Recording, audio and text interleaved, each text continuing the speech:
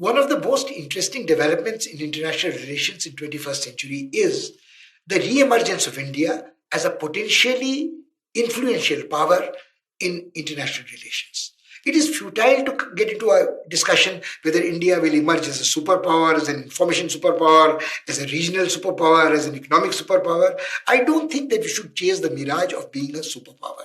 We should be quite content protecting our national interest, our vital national interest, raising the standards of life of our people, and not being dependent on any other power or a company outside for our food security, for our energy security, and constant upgradation of the skills of our population. An interesting thing when we look back is that India seems to be poised for a brilliant takeoff as it was in 1947 when it had become independent. When Nehru was the first Prime Minister of India, he had come out with a policy of non-alignment, which kept India outside the contest of the two big superpowers. We managed to have a prolonged period of peace for a decade and a little more till we fought a border war with China. Wars were forced on us from Pakistan, but we were not deterred. We followed a path of economic development through 5-year plans. We acquired a capacity in heavy industries. We became the third world nation which could manufacture from a sewing needle to a ship. We could manufacture aircraft, we could manufacture life-saving drugs, and we are grateful to the friends who gave it to us. When the West didn't give us technology, the Soviets gave us the technology for steel, for oil exploration, for life-saving medicines. But the West followed a little later, and we could build up our economic and technical capacities. But the greatest achievement of India since 21st century turned has been to let the world know that we are second to none in our manpower in science, technology, medicine, engineering, architecture, and health. Sometimes people get very worried. They say that 30%, 40% of the people who work in NASA are people of Indian origin. People in Britain who man the National Health Service are Indian doctors. Why are they not doing this in the country? I think we should be grateful to whatever the Indian diaspora is doing. They are projecting the image of India is not a nation of snake charmers, tigers, sadhus, and sannyasis, but the images of a nation which is capable of taking over the services digitally managed. And this is what is the problem with some nations. The Americans are worried that all the business process outsourcing, which has taken place in recent years, is dependent on the Indians. You take companies like Infosys, you take companies like Wipro, you take companies like Tata Consultancy, and these companies may not be manufacturing high-grade computers, supercomputers, although the fact is India did manage to put together a supercomputer with parallel computing on its own when the rest of the world was not willing to come out with the technological know-how. India can launch a satellite in a space, can have rockets all over the place, and has done a very interesting partnership of equals with the Russians on the BrahMos missile system. The Indian expertise, which they originally learned from the Russians, now is valued by the Russians. So when the Russians are exploring oil or gas in Sakhalin, they are taking help of a company like ONGC Videsh. So we have come a long way from dependence on foreign technology.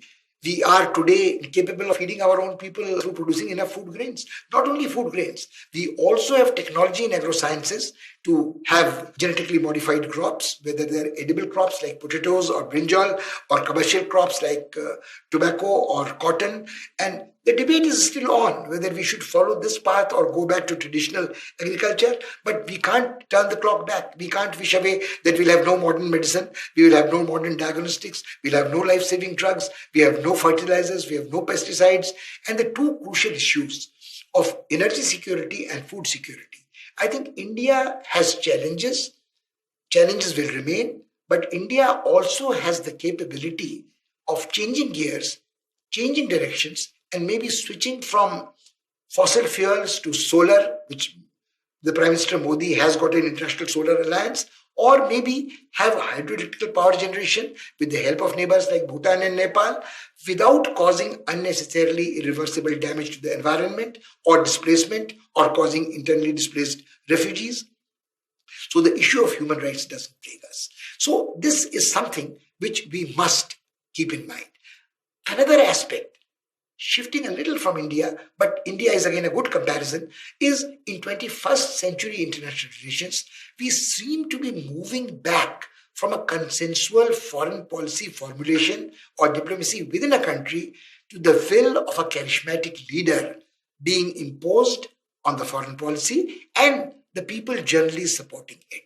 It may be Mr. Modi in India, it may be Donald Trump in America, it may be Putin in his all four terms in Russia, it may be Xi in China, it may be Erdogan in Turkey, it may even be Boris Johnson in at the moment in England, in Britain, where you see that one individual has a vision of where his country should go or is going, and he succeeds through populist rhetoric to get a mass support and pull a surprise like Trump did in America. Xi, of course, has been well in power.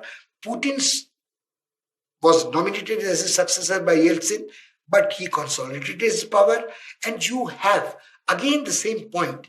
Each of these leaders is talking in terms of a national pride, talking in terms of national interests, which are not necessarily shared with the rest of the world. So the 20th century, the last decade, had seen the emergence of more or less a consensus on universal concerns of mankind, environment, human rights, terrorism, where it was argued that we have to solve these problems jointly. But now, in 20th century, after the first two decades are about to be over, there again seems to be determined articulation by a powerful leader of the national interest of his country in a manner where cooperation, collaboration, and coordination of policies may not necessarily be possible.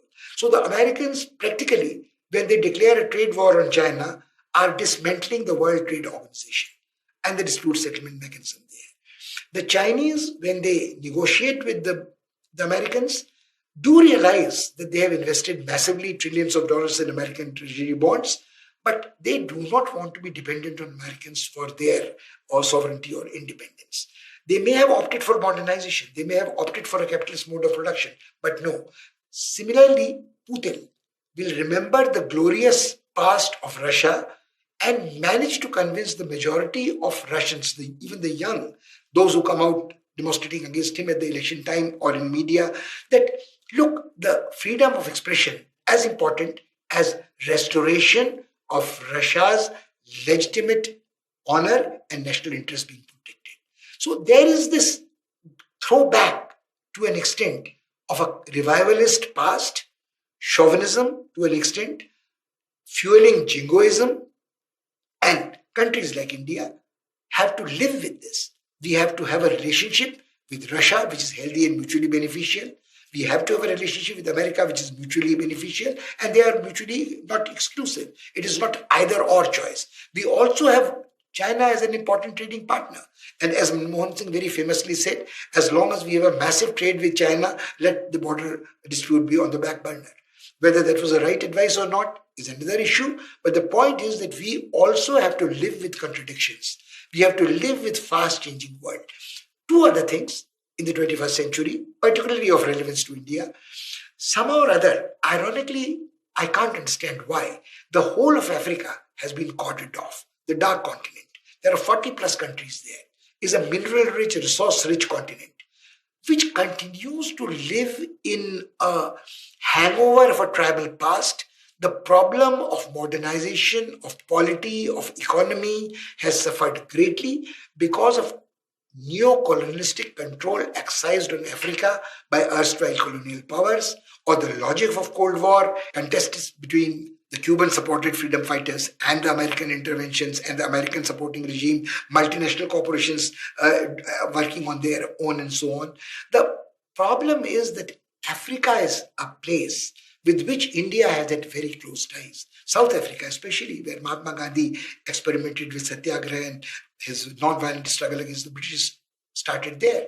We also have before that a very close context with the eastern seaboard of Africa, Uganda, Tanganyika, and countries like Nigeria, oil-rich, where from we have had a relationship of importing oil and so on. But the point is, suddenly over a period of time, it seems that this area is denied to us. So we were very keen at one stage in establishing a foothold in Africa. But right now, when we hear of Africa, we hear of either China trying to preempt India from purchase of oil or food grains in Africa. And because the conflict, the second thing is the conflict in Middle East. When India became independent, it was a major actor in this region.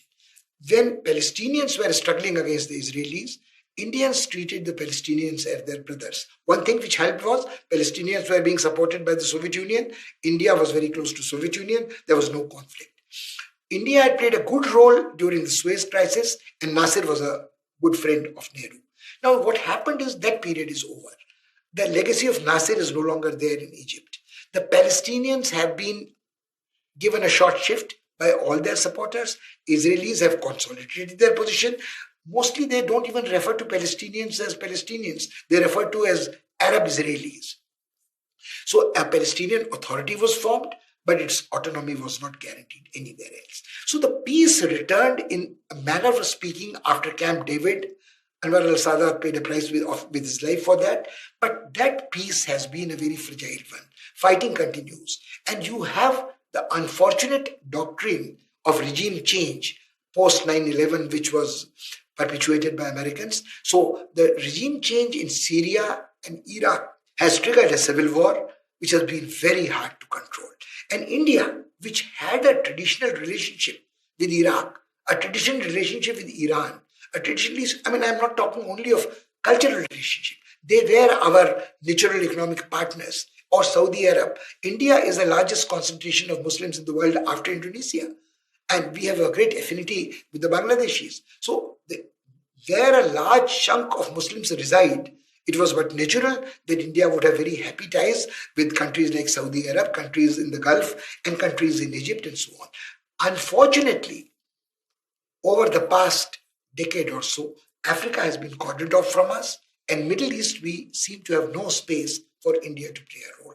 This is something which Indians will have to be wary of, Indians will have to be on their guard, and Indians will have to slowly expand their area of cooperation in Africa and also their presence in the Middle East.